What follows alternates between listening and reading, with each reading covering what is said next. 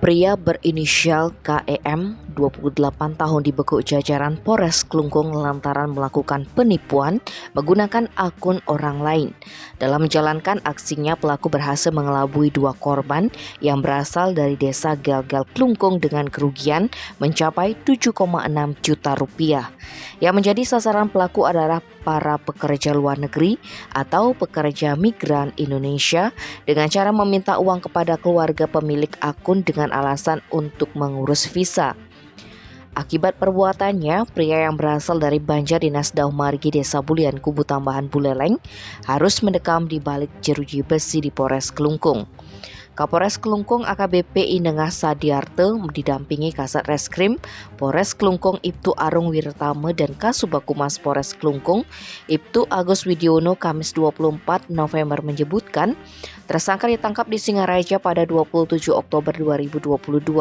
Penangkapan dilakukan oleh jajaran Reserse Polres Klungkung setelah dilakukan penyelidikan. Pengungkapan diawali dengan melihat akun yang diretas, kemudian melihat aliran dana yang ditransfer oleh korban kepada nomor rekening yang dituju. Pelaku meretas akun Facebook dan Instagram milik Yande Widiastika untuk menipu kedua korban. Salah satu korbannya adalah Lohmade Mita Gradistia. Awalnya korban mendapatkan kiriman pesan dari akun Facebook Yande Widiastika dan akun Instagram @widiastikayande yang meminta korban mengirimkan uang sebesar 3 juta rupiah dengan alasan untuk memperpanjang visa. Karena yang meminta adalah suaminya, korban pun mengirimkan uang yang diminta.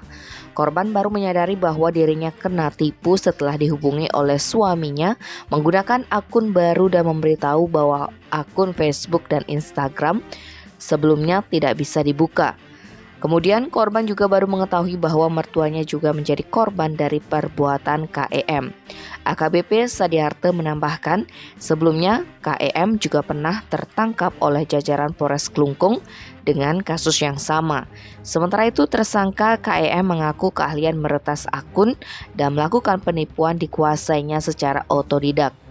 Ia mengaku nekat melakukan aksi tersebut untuk memenuhi kebutuhan anaknya yang berumur 5 tahun.